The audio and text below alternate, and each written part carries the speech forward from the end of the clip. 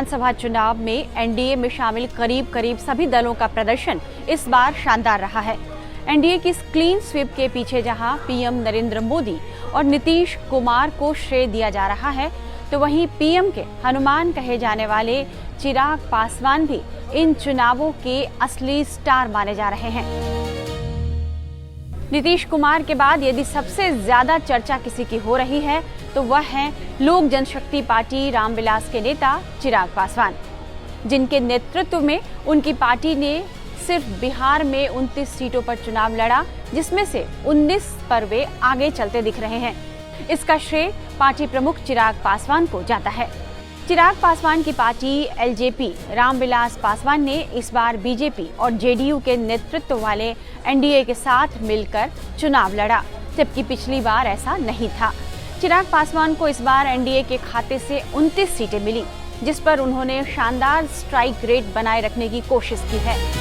2024 के लोकसभा चुनाव में चिराग ने अपने दम पर लोक जनशक्ति पार्टी रामविलास को 5 सीटें दिलवाई थी।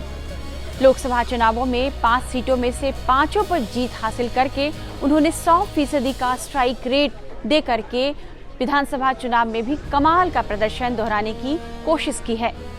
माना जा रहा है कि सीटों के बंटवारे और उम्मीदवारों के सिलेक्शन में उनका जो व्यापक कैलकुलेशन हुआ है वो कमाल का साबित हुआ है। चिराग पासवान ने 29 सीटों के लिए अपने उम्मीदवारों के चुनावों में सिर्फ जाति को तरजीह नहीं दी, बल्कि उन्होंने अगड़ी जाति को भी चुना है, ईबीसी को भी कैंडिडेट बनाया और महिला उम्मीदवारों को भी मौका दिया। इससे पार्टी को बिहार में अपना आधार बढ़ाने में मदद मिलेगी। उनके बिहार फर्स्ट के नारों ने भी युवाओं को उनके साथ जोड़ने में मदद की। बिहार विधानसभा चुनाव के लिए एनडीए में सीट बंटवारे की जब घोषणा की गई थी, तो उस ऐलान के बाद भी सबसे ज्यादा चर्चा में चिराग पासवान ही आए थे। सीटों के बंटवारे में भी चिराग पासवान बाजी मारने में कामयाब रहे थे और अभी भी चुनाव जीतने में भी लगभग उन्होंने कामयाबी हासिल की है। हालांकि सीट बंटवारे में उन्हें मनमाफिक सीटें नहीं मिली थी। कहा जाता है कि चिराग 40 सीटें चाहते थे, लेकिन एनडीए के अन्य साथियों की वजह से बीजेपी उन्हें उतनी सीटें नहीं दे पाई, जिसके बाद उनकी नाराजगी की खबरें आने लगी और फिर उन्हें मनाने के लिए बीजेपी ने पूरा दमखम लगाया। बीजेपी के बिहार चुनाव प्रभारी धर्मेंद्र प्रधान खुद चिराग को मनाने पहुंचे थे। आज चुनावी नतीजों में साफ हो रहा है कि क्यों चिराग 40 सीटें चाहते थे। सीट बंटवारे में बीजेपी और मुख्यमंत्री नीतीश कुमार की जेडीयू को 101 सीटें मिली, जबकि चिराग पासवान को 29 सीटें मिली। वहीं जीतन राम मांझी की हम और उपेंद्र कुशवाहा की रालोमो को 6 सीटें दी गईं। यहाँ यह गौर करने वाली बात है कि चिराग पासवान पर एनडीए और खासकर बीजेपी नेतृत्व का यह भरोसा खास बना। एनडीए कोटे से उन्हें 29 सीटें दी गईं। चिराग ने अपने प्रदर्शन से उस भरोसे को कायम रखा है और अपने दांव को भी उन्होंने सफल साबित कर दिया है। चिराग पासवान के साथ साथ जीतन राम मांझी भी एनडीए का दलित चेहरा है। मांझी पहले भी नीतीश के साथ विधानसभा चुनाव लड़ते रहे हैं। वहीं चिराग इस बार पहली दफा नीतीश के साथ मिलकर चुनाव लड़े। दोनों दलित नेताओं के साथ आने से दलित वोटरों में बंटवारा कम हुआ और इसका फायदा साफ तौर पर एनडीए को हुआ है। दूसरी तरफ जिस नीतीश कुमार के खिलाफ चिराग पासवान पिछला चुनाव लड़े थे और उसके बाद दोनों के रिश्तों में तल्खी देखी गई थी, लेकिन इस पूरे चुनाव प्रचार के दौरान चिराग पासवान ने मुख्यमंत्री नीतीश कुमार के प्रति आदर का भाव दिखाया और उनके प्रति कुछ भी उन्होंने ऐसा नहीं कहा जिससे कि इस गठबंधन में कोई दरार पड़ती। वो 5 साल पहले की करवाहट को छोड़कर वोटरों को दोनों की एकजुटता का संदेश देते रहे, जिसका फायदा भी एनडीए को हुआ है और यहाँ चिराग सफल रणनीतिकार साबित हुए हैं। राजनीतिक विश्लेषकों का कहना है कि चिराग पासवान ने अपने आप को पार्टी का स्पष्ट और सशक्त नेता के रूप में स्थापित कर लिया है, जिससे पार्टी को यह शानदार बढ़त मिली है।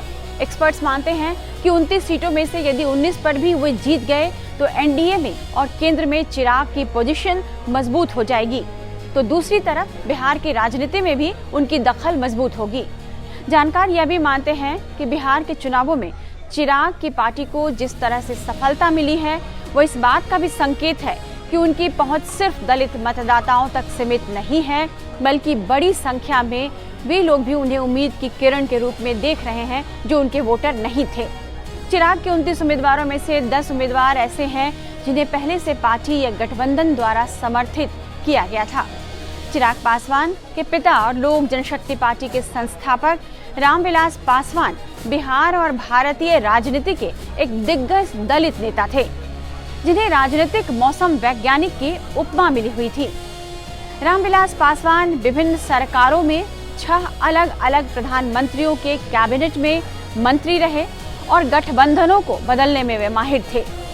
जाहिर है कि किसी भी संतान से यही उम्मीद की जाती है कि वह अपने पिता के नक्शे कदम पर चले, उनके पद चिन्हों पर चलने का प्रयास करे।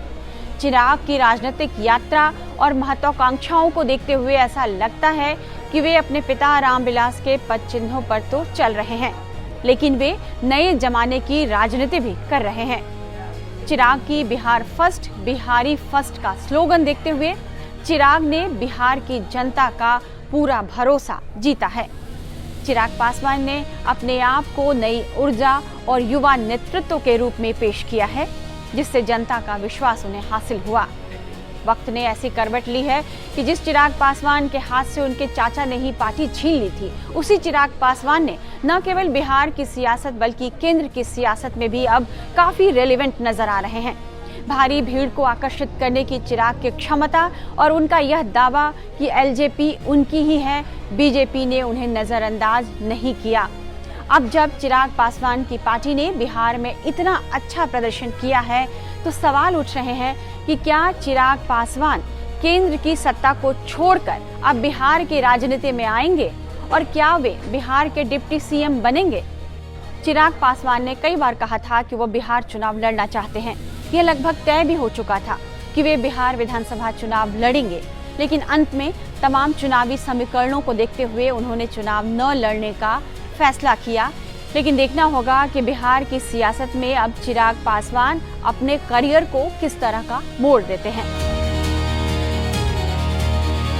इस तरह के तमाम एक्सप्लेनर्स और बाकी खबरों के लिए आप बने रहिए टाइम्स नाउ भारत के डिजिटल प्लेटफॉर्म के साथ।